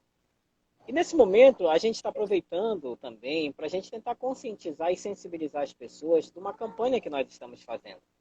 Hoje, a gente não tem um espaço para funcionamento. Nós tivemos um espaço na época cedido, mas não se concretizou, porque eu sempre prego, as coisas, apesar da gente, por mais contato que nós tenhamos, ela tem que ser de maneira legal. Tinha um contrato de comodato para ser registrado e a outra parte nunca registrou. E para mim não dá, porque de repente a gente faz um investimento, faz adaptações, daqui 2, 3 meses a pessoa pede o local, eu não tenho segurança nenhuma. E o contrato não, seria com registro de 1 ano aí para a gente trabalhar com tranquilidade. Como não aconteceu, nós voltamos, não para estaca zero, porque hoje a gente já atende famílias com cesta, hoje a gente já consegue encaminhar para alguns atendimentos, mas hoje nós voltamos em relação à sede. Então nós estamos com uma vaquinha online. Essa vaquinha é para a gente levantar fundos, nem que seja para comprar um terreno ou dar entrada, mas a gente vai fazer isso. Eu sempre reitero para as pessoas que não pense que eu estou fazendo a Constelação Azul para um benefício próprio, porque às vezes Elas acham que o meu engajamento é porque eu quero ter um espaço para atender meus filhos. Os meus filhos já fazem terapia hoje, os dois na rede privada, eu faço. Graças a Deus, com muito esforço, a gente conseguiu ter uma estabilidade. Eu sou servidor público federal concursado, a minha esposa estadual. Mas é porque a gente é que sente na pele, a gente sabe o que as famílias passam. Mesmo, claro, a gente não vivendo a realidade de muitas aí. Mas eu, para iniciar a investigação com meu filho, eu mesmo tendo dinheiro para pagar a consulta, eu não consegui. Eu fui para uma fila no Hospital Geral, 4 da tarde, para tentar pegar uma senha no outro dia, tá? Entre os 150 que pegariam a senha. Eu consegui, mas eu fui 4 da tarde para lá e aquilo me causou uma revolta, porque mais de 200 pessoas que passaram a noite lá não conseguiram ficha para atendimento. E aí, isso tudo criou-se, de repente, com o tempo e vendo a realidade das pessoas, de repente, essa possibilidade da constelação azul. Então, hoje a gente precisa que as pessoas nos ajudem. O que eu peço é, de repente, a Maiana, a Neili, faça uma doação pessoal. Não vou dizer valores, o que você achar que deve, mas você tem um amigo que pode doar. Poxa, olha, vaquinha online da Constelação Azul, eles têm a promessa, e tudo que eu prometo eu cumpro, que após a vaquinha, tanto que a partir de julho, todo o dinheiro arrecadado, que nós já fizemos 2 bazares, rifa, vai ter uma segunda edição da rifa. Tudo isso a gente vai depositar, né, na conta da Constelação agora em julho e já vamos tirar um extrato e prestar conta através das nossas redes sociais. Porque, como eu sempre falo, o nosso segredo é não haver segredos. A gente vai trabalhar com doação, então, de certa forma, é dinheiro público. As pessoas têm que conhecerem o que a gente está trabalhando, o que está Claro. arrecadando e para onde está saindo. Então, é assim que nós sempre trabalharemos. Tudo que entrar, as pessoas terão conhecimento, assim como tudo que vai sair. E, nesse momento, nós precisamos de quê? Do espaço. Eu já me coloquei aqui, se a gente não conseguir, der tudo errado, até agosto, possivelmente, eu vou estar com uma folga maior financeiramente e eu vou alugar um espaço para a Constelação Azul funcionar. Agosto ou setembro do mais tardar, porque no momento eu estou construindo um rancho, mas agosto, setembro, se nada der certo, mas vai dar certo, porque nem que eu tenha que alugar um espaço das minhas finanças, mas eu vou alugar e a gente vai funcionar. Mas, obviamente, que se a gente tiver ajuda e de repente a gente conseguir comprar um terreno, a gente vai ter um espaço definitivo, onde sempre as pessoas poderão buscar na Constelação Azul um espaço para atendimento e acolhimento. E quem for atendido pela ONG, não será não vai ter nem aquela pegadinha, não, uma consulta simbólica só para ajudar a manutenção da ONG. Não, é custo zero para a pessoa. Porque a partir do momento que eu pedir 10 reais para ela, às vezes a pessoa não consegue ter o dinheiro para pagar uma passagem de ônibus. Como é que eu vou estar pedindo 10 reais? Se eu me comprometer a fazer isso com a Constelação Azul, eu vou ter que dar meu jeito e eu vou dar meu jeito de manter sem trazer ônus para as pessoas que são atendidas. Porque o nosso público prioritário são famílias desassistidas, de baixa renda, que mesmo estão ali, que não tem uma outra opção. E a gente vai ofertar isso. E, além disso, fazer o trabalho social, capacitação para os pais, para geração de renda, tentar facilitar o acesso ao diagnóstico, para, de repente, dar entrada no benefício de prestação continuada. A gente não pode só enxergar isso, a gente tem que trabalhar numa amplitude maior. E a gente vai atender o público de todas as idades, porque se o autismo é para a vida inteira, não faz sentido a gente atender apenas até 12, 13, 14, 15 anos, como boa parte acontece no poder público. Se for com 60, 70, 80 anos, nem que seja pelo menos um atendimento psicológico, neurológico e nutricional também, que é importante, a gente vai conseguir. Então é isso, os dados da nossa vaquinha seguem no perfil oficial da ONG. A gente vai ter no dia 1º de julho o sorteio da rifa, R$2 apenas, tem prêmio de mais de R$300 lá. Então é isso, eu peço que a Maiana olhe com carinho e nos ajude a compartilhar. E aí eu vou passar para a Neili fazer as considerações dela, a Maiana também. E aí depois eu encerro, porque aí vai estar no tempo ideal para a gente encerrar. E já fica o convite para a Maiana, para, quem sabe, no outro mês agora, a gente se planejar, porque eu também não posso pegar a Maiana todas as quartas, e as quartas é o dia que ela faz a live dela. Então, aí já seria muito disparate da minha parte, né? Mas ainda independente disso, pessoal, sigam a Maiana, tá? No Instagram, porque todas as quartas-feiras a Maiana faz live lá, né, Maiana? Então, que vocês possam ter um conteúdo, acesso ao conteúdo gratuito e de qualidade, que vai ajudar no dia a dia de vocês com seus filhos. É isso a minha parte. Então, agradecer, né, a presença da Maiana, né? Ela sempre tem muito a contribuir, tem um conhecimento aí enorme, é referência nessa área para a gente aqui no estado, né? E então a gente, com essas lives, a gente pode proporcionar para quem está em casa conhecimento, tirar dúvidas, esclarecer e buscar também, né, meios para, quem sabe, ter um diagnóstico aí, né, constatar se tem ou não uma criança em casa com autismo, que é importante para se iniciar, então, essa intervenção. Então, muito bom esse trabalho da Constelação Azul, essa semana aí, né? Pelo Dia do Orgulho Autista, né? Proporcionar essas lives com informações, conhecimento, porque às vezes a gente se depara com essa situação, fica meio perdido, não sabe por onde nem começar. Então, assim, acaba levando muita informação para quem está iniciando aí, né, nessa batalha de um diagnóstico, de se saber se tem uma criança com autismo ou não. E a Maiana, ela, assim, tem contribuído muito com a sociedade amapaense, viu, Maiana, com o teu trabalho.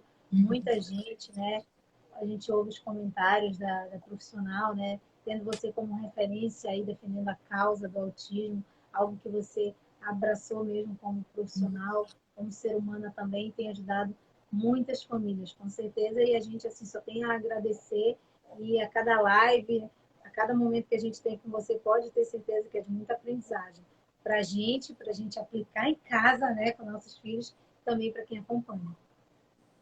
Obrigada, Nevi, de coração. Obrigada, Fábio, pelo convite. Eu estou à disposição. Pode me convidar mais vezes. Eu gosto de falar, tu sabe.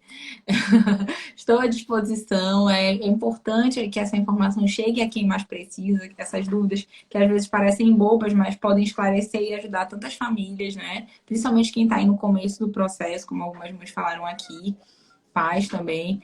Então, obrigada, né? Queria dizer que eu estou à disposição e eu vou voltar, né? Essas últimas semanas a gente deu uma parada no Instagram. O curso começou, o treinamento de paz, então essa semana tem aula ao vivo, os módulos estão sendo liberados toda sexta-feira. Mas a partir dessa quarta, né? Toda quarta-feira, às 21 horas, eu estou aqui, às vezes sozinha, dando aula, falando sobre algum tema específico que vocês pediram, ou com algum convidado.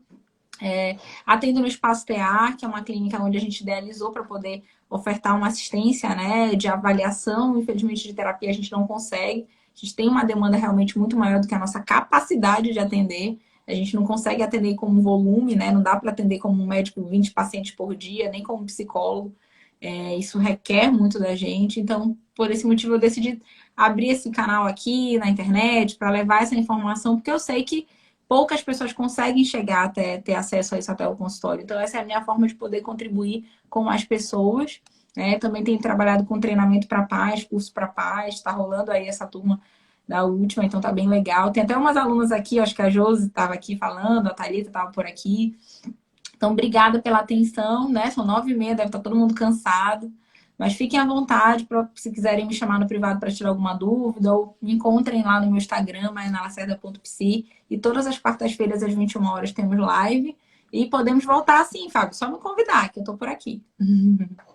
Ó, só fazendo o merchan aí, né, para Maiana, né? A Maiana tem um curso, tá, pessoal? De repente, se você quiser conhecer, procura a Maiana no privado aí, tá? No Instagram, sobre o curso. Inclusive, na última vez que ela esteve uma live, até sorteamos uma vaga num curso aqui. Uma vaga foi. A pessoa foi sorteada. Então, a Maiana também atende no Espaço TA, é uma clínica que tem uma gama de profissionais, né? Desde neuropediatra, né? Faz também, acho que todas as terapias indicadas aqui hoje no estado, né? Vocês têm profissional, né, Maiana? Quase todas.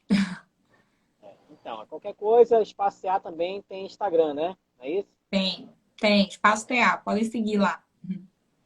Pessoal, eu queria agradecer mais uma vez todos vocês que participaram. A gente sabe que hoje é um dia muito cansativo para todo mundo, porque deu um apagão novamente, né? Que a gente não foge dos apagões aqui no nosso estado, pelo amor de Deus. E ainda assim, a gente sabe que esse horário é um horário difícil, porque, por exemplo, a Neili é mãe de 2 crianças, um autista. Não sei que jeito ela está dando aí para estar fazendo as lives. Mas é difícil, olha, por exemplo, aqui em casa, geralmente a gente consegue botar o nosso mais velho para dormir e a minha esposa olhar, porque o mais novo é bem mais tranquilo, ela consegue olhar com ele. Mas hoje ele está bem agitado para lá, para o quarto, e aí o Benjamin acabou entrando aqui, aparecendo no vídeo, enfim. Mas é isso, a vida da gente que tem filho autista, ou quem tem filho mesmo, essa é a correria. E para a gente que tem filho autista, principalmente, para a gente conquistar as coisas e até avanço dos nossos filhos, a gente tem que renunciar a muita coisa, principalmente no que diz, às vezes, ao nosso bem-estar, ao nosso descanso, a tudo isso. Então, obrigado a todos os pais que estão aqui, obrigado a Neili, que tem sido uma parceira nossa em todos os sentidos. Sempre que eu chamo a Neili, ela se coloca à disposição. E a Maiana também agora agora que eu digo, né, de maneira mais recente, eu a conheci pessoalmente no dia que nós gravamos o programa com a Agenda Amapá. E aí, desde lá, ela se colocou à disposição e a gente sempre tem conversado e ela, de bate-pronto, aceita e tem realizado as lives com a gente, né? Inclusive, Sim. doou no nosso bazar. Tô esperando que ela, se eu não comprou rifa, comprar rifa, procurar mim ou a Francilene. Mas que a gente vai fazer o melhor possível para as famílias, né, pessoal? Hoje eu recebo todos os dias pedido de socorro de alguma forma e a gente tem que, de alguma forma, tentar ajudar essas famílias. Então, obrigado a todos. Obrigado, Maiana, Neide, novamente. E amanhã nós teremos o Luiz Eduardo e sua esposa, a Priscila Fernandes, onde estaremos trabalhando vamos dizer, como o autismo chegou na vida deles, como eles estão lidando com isso, as experiências deles e as expectativas para o futuro em relação à sua filha. Valeu, pessoal. Obrigado. Uma boa noite. Deus abençoe a todos vocês. 1h29, dentro do Já vai limite. cair. Muito obrigado. E até amanhã para quem segue e amanhã até um outro momento. Obrigado. Tchau, Tchau. tchau.